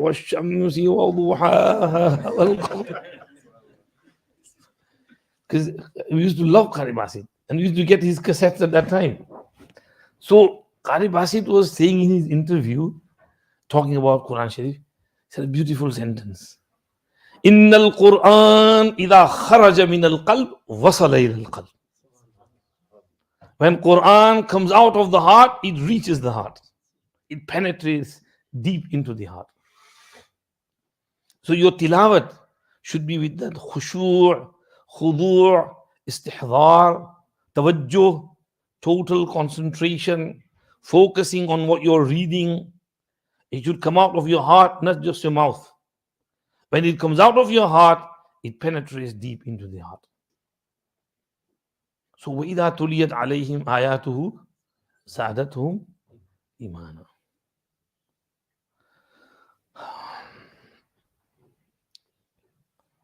وَإِذَا مَا أُنزِلَتْ سُورَةٌ فَمِنْهُمْ مَنْ يَقُولُ ولو أَيُّكُمْ زَادَتْهُ هَذِهِ إِيمَانًا فَأَمَّا الَّذِينَ آمَنُوا فَزَادَتْهُمْ إِيمَانًا وَهُمْ يَسْتَبْشِرُونَ وَأَمَّا الَّذِينَ فِي قُلُوبِهِمْ مَرَضٌ فَزَادَتْهُمْ رِجْسًا إِلَى رِجْسِهِمْ وَمَاتُوا وَهُمْ كَافِرُونَ. Munafiqeen, their iman would not increase. So when some Quran is revealed, the munafiqeen would say, Ayyukum zadathu imana, hazihi imana. Whose iman increased with this new Quran, new ayat, new surat? Allah said, as for those who have iman, their iman increases by the revelation of new surats. Wahum yastabshirun. And they rejoice. They feel happy. Alhamdulillah. Very nice surah. They memorize it straight away.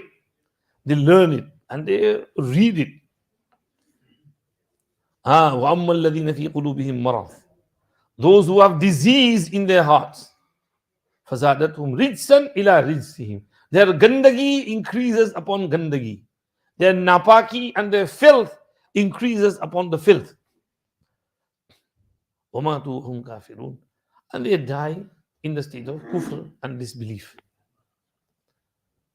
So, what is the second quality? First was الَّذِينَ إِذَا ذُكِرَ اللَّهُ وَجِلَتْ قُلُوبُهُم. Second is وَإِذَا تُلِيَتْ عَلَيْهِمْ آيَاتُهُ زَادَتْهُمْ إِيمَانًا.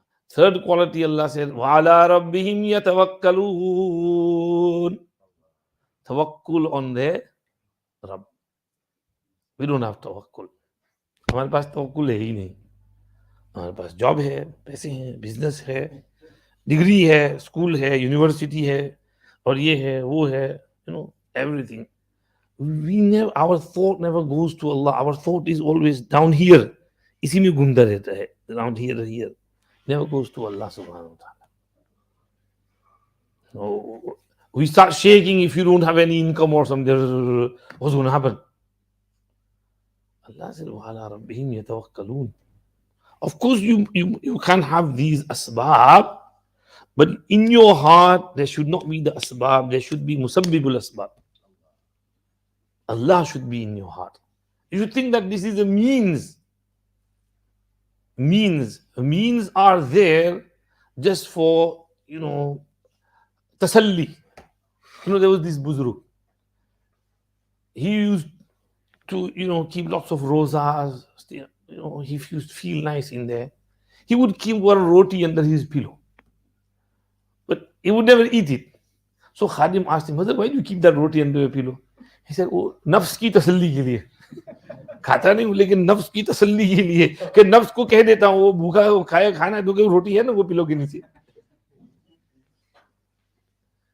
So you can have these asbab, but your heart should be connected with Allah subhanahu wa ta'ala. وَعَلَىٰ رَبِّهِمْ يَتَوَكَّلُونَ. We were once in Makkah Sharif, Hajj, and we had to travel to Medina Sharif. In those days, we used to go with Hazrat Maulana Bilal Saheb. We used to have a group of 25-30 people. Me and Hafiz Ibrahim Saheb, we used to make the arrangements. May Allah have mercy on Hafiz Ibrahim Saheb, elevate his ranks in Jannah, forgive him, give sabr jameel to all his family. So we hired this coaster, 30-seater, and we put all our luggage in, passports, everything sorted out. We go on the bus, everybody's there, checked everyone. And then we said to the driver, he's an old man, not very young, not very old either, maybe middle-aged. So we fixed price, everything with him, and then he's going. Now, rather than going towards Medina Sharif, he was going towards Jeddah. So I said, bhaiya, aap to Jeddah chal raha hai, aap to Medina jawanu se. So I asked him, Chacha, where are you going, man? This is Medina, is that way. You're following Jeddah. He said, better, sit down. But we want to go Medina. Relax. Istanna shوية. Okay, so he got a little bit further and then he got off the motorway and inside the village. You know that village? It's like a third world country. It's like we're in India. There's no tarmac on the road, mud. There's goats and dogs running around here and there, chickens. Right? And he navigated this way. And there's this old masjid or something. There's broken houses. And he went to his house, parked there. What are you doing? Said, look, I'm really tired. I have to go, have a bit of shower, rest, and then I'll take you to Medina Sharif. I don't want to go like that while I'm sleepy. Yeah, I'm time waste kar raha hai. So, khair, he took us inside the house. He had a long, room, lots of gadlas, gaddas. Said, you guys go sleep here, rest, and ladies go in that room. So we were tired as well. We just lie down, and he went away. Maybe after half an hour or so long, 45 minutes, he came back with lots of kajur and green tea and mint tea, and said, Mehman, eat, drink. So we asked him, Chacha, kam hurma. Famous question with the Arabs. Kam hurma. How many wives? This nahi hurma. 2 wives. And children? 12. Football team with substitute. And kids running around outside here and there. So we asked him, your income, where do you get your money from? You have a job? And you know what else? Points to the sky. Allah Wakil. I said, but you should have something. He said, Allah Wakil. Allah Yarzuq. Allah Razzaq. Allah is Razzaq. I said, but you must have something. I said, I have this coaster. When Hajj and Umrah seasons come, I go Makkah Sharif. I do a little bit of driving here and there. My whole year's kharcha is there. Alhamdulillah. Allah gives me. No job, nothing. 2 wives, 12 kids. Tawakkal ala Allah. He had a little bit of means in that coaster driving, but his main tawakkul reliance was not on that coaster or that business. His connection was with Allah. He's old man, but he's Arab. Arabs are like that. They are simple, sada people, very nice people. And Allah likes these bhole bhale people. Allah's Prophet ﷺ said, لو أنكم توكلتم على الله حق توكله لرزقكم كما يرزق الطير تغدو خماصا وتروح بطانا. If you relied upon Allah in the manner in which you must rely on Allah, you should rely on Allah, tawakkul kamil, Allah would feed you like He feeds the birds. They set off in the morning hungry, they return at night, in the evening with filled bellies. So Imam Ahmad rahmatullah alayhi said, don't think that you just stay home and leave the means, because the birds don't stay in their nests. They go out. You have to go out to earn and then put your trust in Allah subhanahu wa ta'ala. So take on the means, asbab, but make sure in your heart there is only musabbibul asbab, not the asbab. وَعَلَىٰ رَبِّهِمْ يَتَوَكَّلُونَ. And then number 4, الَّذِينَ يُقِيمُونَ الصَّلَاةِ, who establish salat. Establish salat. Establish salat. Remember, Allah did not say الَّذِينَ يُصَلُّونَ, who pray salat. No, who establish salat. Praying and establishing prayer are 2 different things. This is why Quran, many places you read وَأَقِيمُوا الصَّلَاةَ وَآتُوا الزَّكَاةَ الَّذِينَ يُؤْمِنُونَ بِالْغَيْبِ وَيُقِيمُونَ الصَّلَاةَ. Iqamatul salat is praying each and every namaz on time, regularly, punctually, with proper taharat, proper wuzu, proper paki, safai, cleanliness, clothes clean, body clean, wuzu proper, ghusl proper, and istihzar, khushu, khudu, takbir tahrima, qiraat, ruku, sujood, properly, with dhyan, concentration, not daydreaming in salah. Concentration. This is iqamatus salat. And then not only fara'iz, wajibat, witr wajib, sunnats, sunnat muakkada, sunnat ghair muakkada, nawafil, 4 nawafils, tahajjud, ishraq, chasht, awwabin. You pray as much as you can in whatever manner you can. Other nawafil like salatul tasbih. You pray these salat. This will be iqamatus salat. Allah says, الَّذِينَ يُقِيمُونَ الصَّلَاةَ. And then finally, وَمِمَّا رَزَقْنَاهُمْ يُنْفِقُونَ. Sakhawat, generosity. Allah loves sakhawat. Allah doesn't like stingy people. Bakhil, kanjoos, makki juice. Trying to take the charbi out of a makki. Fly. Fly में से भी चर्बी निकालने की try करते हैं. Squeeze करते हैं उसको. This is stinginess. Allah hates stinginess. Allah doesn't like stingy people. Allah hates them. Huzur said, وَأَيُّ دَاءٍ أَدْوَأُ مِنَ الْبُخْلِ. Which disease is worse than stinginess? Being stingy is the worst sickness of the heart, worst disease of the heart. Don't be stingy, be generous, spend. Spend on yourself, on your family, on your wife, on your kids, on your parents, on your grandparents, uncles, aunties, nephews, nieces. Spend. Be generous. Allah loves those who spend. Not just zakat, not just sadaqat. In your mal, there is haqq besides zakat, sadaqat as well. You have to be mindful of all those huquq. This is وَمِمَّا رَزَقْنَاهُمْ يُنْفِقُونَ. Do you get the 5 qualities?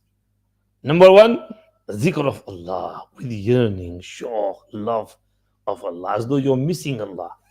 And number 2, when Quran is recited to you, your iman should increase.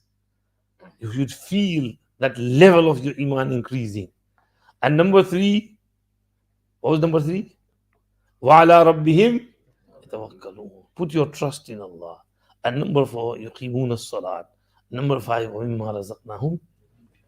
These are أُولَٰئِكَ هُمُ الْمُؤْمِنُونَ حَقًّا. This is pakka iman, true iman. This is what Mufti Wahaaj Saheb was explaining. La imana liman la amanata lah. The person who has no amanat cannot have this iman. Cannot be from the mu'mineen haqqa. He cannot be from the siddiqeen. He cannot be from the shuhada and salihin. He will be just a regular normal believer.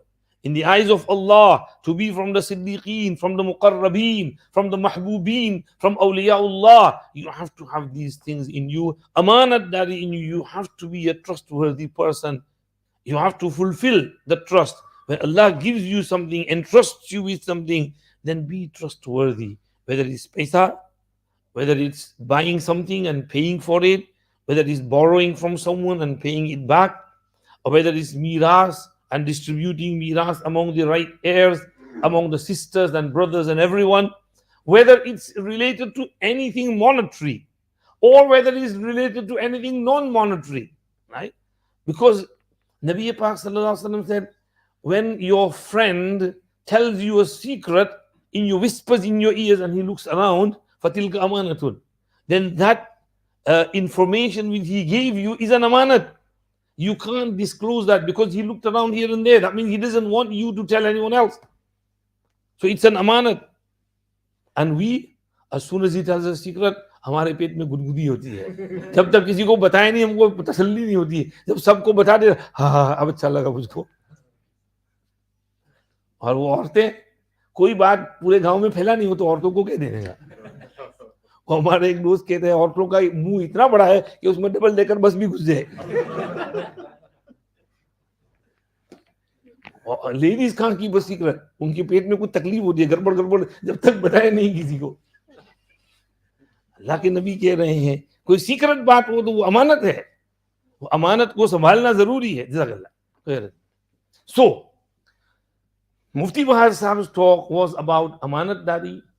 And if you don't have amanat dari, you can't be a perfect, complete believer.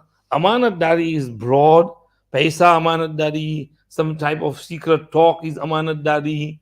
Or your body is an amanat with you, your eyes are amanat, your tongue is an amanat, your ears are amanat, your hands and feet and your private part, everything is amanat.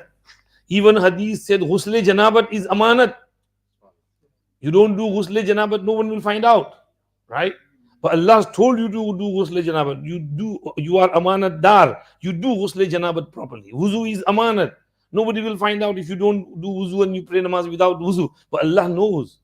On the day of Qiyamah in Surah Al-Tariq, Allah said, يَوْمَ تُبْلَى السَّرَائِرُ فَمَا لَهُ مِنْ قُوَّةٍ وَلَا نَاصِرٍ. The day when secrets will be exposed. So among the secrets, amanat is janabat. Ghusl janabat is on pay wuzu namaz is also included. People will not find out, but on that day everybody will know that you prayed so many namazes without wuzu. You prayed so many namazes without ghusl. Nobody knew it, but Allah knew it. On that day, the whole Maidan Hashar will see this. It will be exposed before them. All your khiyanat will be exposed before the whole people in Maidan Hashar. So you have to be a man of trust, a person of trust, a woman of trust, Allah has entrusted you with so many things. Make sure you are a trustworthy person and you fulfill that trust. Don't break that trust. May Allah subhanahu wa ta'ala make us amanatdar people. Like Nabi Pak sallallahu alayhi wasallam was amanatdar even before getting nabuwat. And he was known as as-sadiqul ameen, as-sadiqul ameen, as-sadiqul ameen. So imagine after nabuwat, how his amanat would have enhanced and increased, and all the more because he was already amanatdar person. And when you learn Quran and Hadith, your amanat increases. Like now today, we've had this program from Asr to Maghrib about amanatdari. Now you feel like, I should be an amanatdar person. Your level of your amanatdari has increased. Inshallah, when you go back home, you will be an amanatdar person. So your iman has increased, your level has increased. Quran comes, Hadith comes, our amanatdari increases. Nabi Pak sallallahu alaihi wasallam was the recipient of the Quran. Quran was revealed on his heart. So imagine how much his amanat would have increased and how amanatdar and truthful and trustworthy person he was. May Allah give us some understanding of this and make us amanatdar people. So this is today's lesson. We are here, mashallah, for a special spiritual retreat. May Allah subhanahu wa ta'ala accept your coming. May Allah benefit you from the talks that have been delivered yesterday, Jummah namaz, now, inshallah, tomorrow morning. Make sure you go from here with some, degree of this, high level of this amanatdari, trustworthy. Inshallah, you will feel the effects of these 2 days when you go back. And inshallah, you will have that for the rest of the year until we come again next time, inshallah. May Allah accept, may Allah be pleased with us. Durood Sharif par lo, Jummah ka din hai, dua kar lo. Subhanakallahumma wa bihamdik, nashhadu an la ilaha illa anta, nastaghfiruka wa natubu ilayk. اللهم لك الحمد ولك الشكر اللهم لا نحصي ثناء عليك أنت كما أثنيت على نفسك اللهم صل على سيدنا محمد النبي الأمي وعلى آله وصحبه وسلم تسليما اللهم انفعنا بما علمتنا وعلمنا ما ينفعنا وزدنا علما اللهم إنا نسألك علما نافعا وعملا صالحا ورزقا واسعا وشفاء من كل داء اللهم إنا نسألك إيمانا كاملا اللهم إنا نسألك إيمانا كاملا ويقينا صادقا وقلبا خاشعا ولسانا ذاكرا وتوبة نصوحا وتوبة قبل الموت وراحة عند الموت ومغفرة ورحمة بعد الموت والعفو عند الحساب والفوز بالجنة والنجاة من النار يا أرحم الراحمين محض اپنے فضل و کرم سے ہم سب کی مغفرت فرما دیجیے ہم میں سے کسی ایک کو بھی یہاں سے محروم نہ جانے دیجیے پروردگار عالم محرم کا مہینہ ہے جمعہ کا دن ہے اللہ ساعت قبولیت اور اجابت ہے ہماری دعا قبول فرما لیجیے یا اللہ آپ کے یہ بندے اتنی دیر سے یہاں بیٹھے ہیں ان کے بیٹھنے کو قبول فرما لیجیے ان سب کو اپنے محبوب اور مقبول بندوں میں شامل فرما لیجیے یا اللہ سب کو نواز دیجیے یا اللہ جو کچھ کہا گیا اس پر عمل کی توفیق عطا فرما دیجیے پروردگار عالم ہمارے یہاں آنا بھی قبول فرما لیجیے اور یہاں آنے کی جو برکات ہیں وہ بھی ہم سب کو نصیب فرمائیے ذکر فکر کی برکتیں نصیب فرمائیے تلاوت کلام پاک کی برکت نصیب فرمائیے نوافل کا شوق دلوں میں پیدا فرمائیے یا اللہ ہمارے حال پر رحم فرمائیے کرم فرمائیے قبول فرمائیے پروردگار عالم ہم میں پوری امت میں جتنے بیمار ہیں سب کو شفا عطا فرمائیے تمام بیماریوں سے شفا عطا فرمائیے سب کو شفا عطا فرمائیے سب پر رحم فرمائیے کرم فرمائیے اللہ حفاظت فرمائیے ہر قسم کے جن بوجھ جادو آسیب وغیرہ سے بھی نجات عطا فرمائیے اللہ ذہنی بیماریوں سے بھی نجات عطا فرمائیے جسمانی بیماریوں سے بھی نجات عطا فرمائیے روحانی اور قلبی امراض سے بھی نجات عطا فرمائیے یا اللہ ہر طرح سے یا اللہ جسمانی روحانی صحت اور عافیت اور تندرستی عطا فرمائیے ہماری کوتاہیاں کمزوریاں سستیاں غفلتیں معاف فرمائیے پوری امت پر رحم فرمائیے پریشان حالوں کی پریشانیاں ختم فرمائیے جہاں جہاں مسلمان مظلوم ہیں بیچاروں کو ظلم سے نجات عطا فرمائیے ظلم کا خاتمہ فرمائیے پوری دنیا میں امن و امان اور چین اور سکون والی فضا قائم فرمائیے ہماری ٹوٹی پھوٹی دعائیں قبول فرمائیے ہر خیر عطا فرمائیے ہر شر سے بچائیے ربنا تقبل منا انك انت السميع العليم وتب علينا انك انت التواب الرحيم صلی اللہم وسلم علی سیدنا محمد وآلہ وصحبہ اجمعین برحمتک یا ارحم الراحمین. We still have 10 minutes, so keep yourself busy. If you haven't got wuzu, go and make wuzu. If you do have wuzu, stay here and keep yourself busy in du'as and zikr fikr, inshallah. Jazakallah. Okay. Assalamu alaikum.